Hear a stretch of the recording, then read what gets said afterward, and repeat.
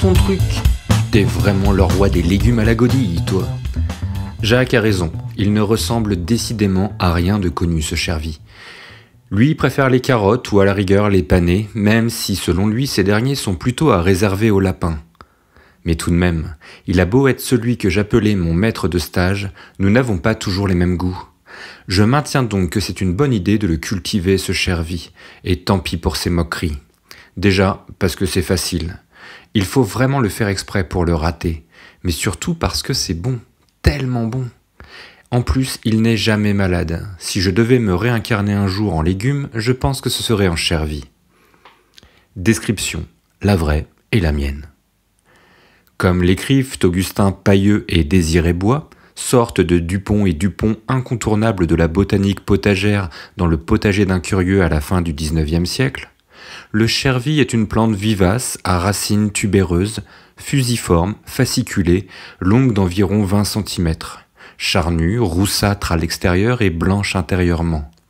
Je passe sur le long descriptif extrêmement précis comme il se doit réalisé par ces deux messieurs à propos d'un appareil végétatif fort peu remarquable à mon avis. Une sorte de panais maigrichon finalement. De même, j'opte pour négliger ces petites fleurs blanches qui valent à mon avis à peine d'être citées.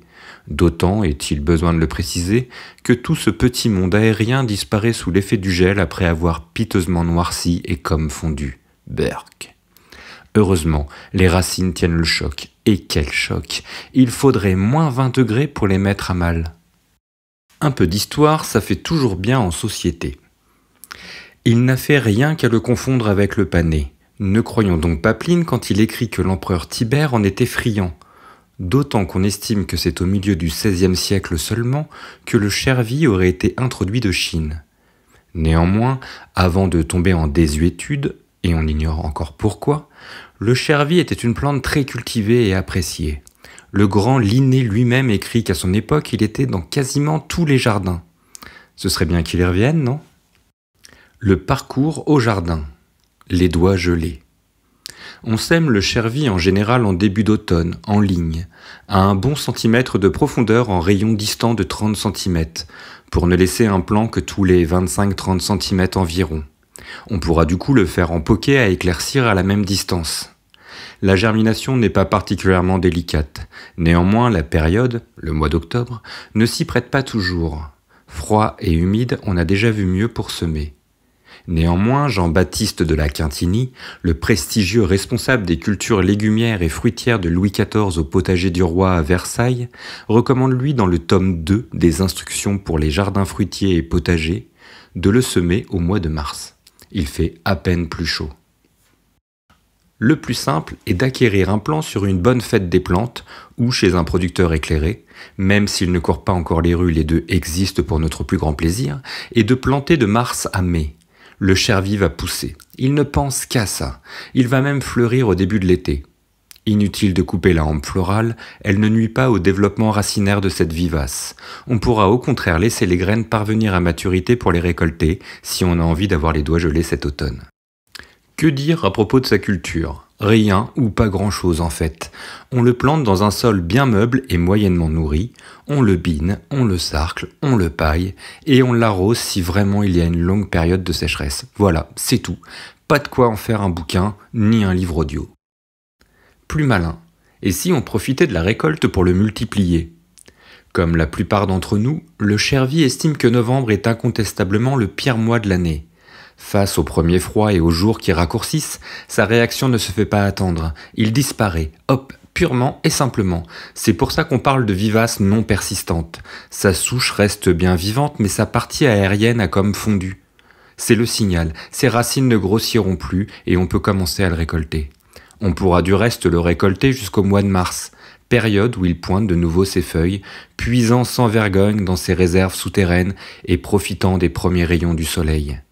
Outre la promesse de se régaler, l'arrachage est aussi le moment d'anticiper sa multiplication. À nos bêches. Voici enfin le moment venu. Voyons ce qu'il cache.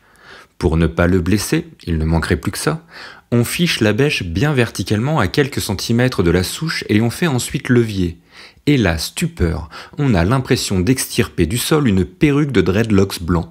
Sans personne en dessous, je vous rassure. Il n'empêche, je concède que le résultat est étrange. Pour qui est habitué au format carotte panée, au vu de la section de ses racines réunies en fuseau, on est plus proche du malingre que du colosse. Il n'empêche, chacun le sait, ce n'est pas la taille qui compte. Cette récolte est aussi le moment de le multiplier.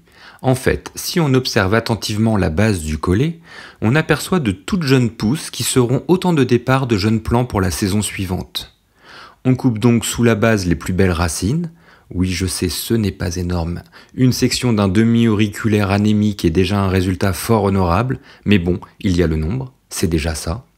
Un seul chervi dans un méli-mélo de légumes ou en bouchée apéritif permet de régaler plusieurs convives. Et une fois l'essentiel des racines coupées, on replante notre spécimen, en prenant soin de l'arroser pour que la terre adhère bien aux racines restantes et à la souche. Une fois qu'il est remis dans le sol, il ne semble pas du tout nous en vouloir de l'avoir amputé d'une partie de ses membres. Le chervi n'est pas rancunier. Bien au contraire même. Il lui faudra certes un peu de temps, mais il va de nouveau, modestement, il faut le reconnaître dans un premier temps, entrer de nouveau en végétation.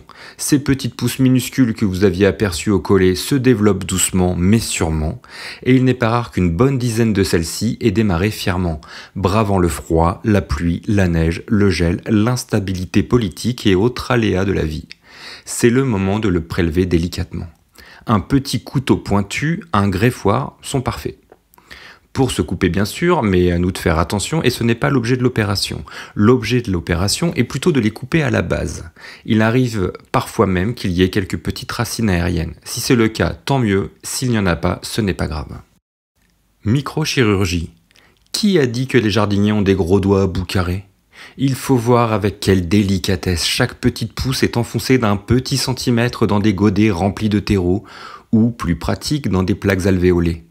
Là, tout notre travail ne consiste plus qu'à surveiller que le substrat ne dessèche pas. La rapidité à laquelle des racines vont se développer dans de bonnes conditions est proprement stupéfiante. Il est vrai que même si ce n'est pas une obligation, disposer d'un châssis, d'une serre ou d'un tunnel qui protégera d'éventuelles intempéries facilite la tâche.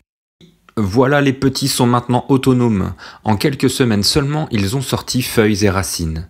Mais que faire de tous ces jeunes plants ? Pour les fans inconditionnels, et il y en a, on les replante tous à une trentaine de centimètres en tous sens. Pour être honnête avec ce légume d'exception qui, il faut bien le reconnaître, ne sera pas la base du pot-au-feu dominical, quelques plants suffisent. C'est là que commence l'autre aventure du potager et pas la moindre. La frime. Vous voilà à la tête d'une compagnie de jeunes plants de chervi que vous pouvez commencer à distribuer autour de vous. Reconnaissons que même si c'est déjà très bien, c'est autre chose de l'offrir que la variété machin chouette de tomates qui n'est pas sensible au mildiou sauf quand il pleut. Manger. Le chervi ne demande absolument aucun travail au jardinier.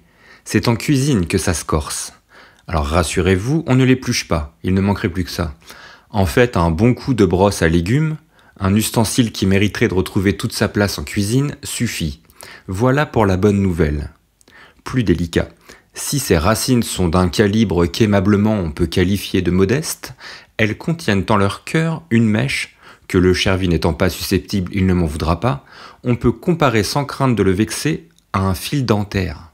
Il est donc conseillé de l'ôter. La méthode classique consiste à fendre la racine dans le sens de la longueur avec un couteau bien affûté, sans se couper, puis à extirper l'objet du délit.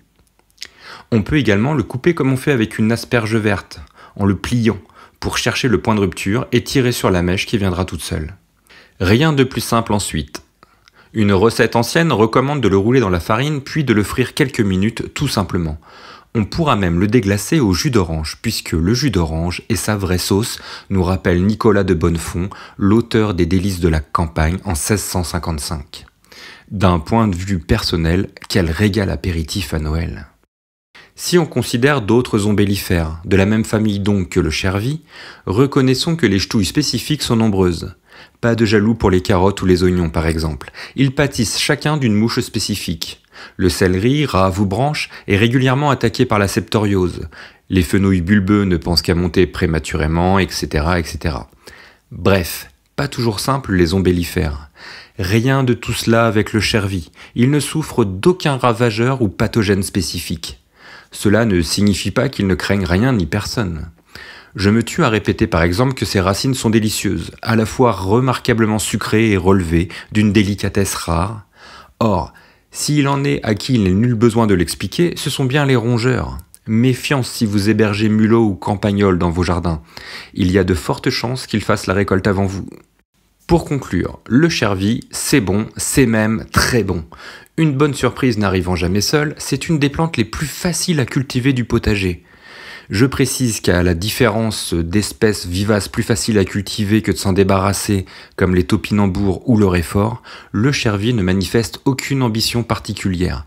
Vous le plantez dans son coin, il y reste. Saveur, modestie et résistance aux pathogènes, que demander de mieux que cet authentique légume ancien ?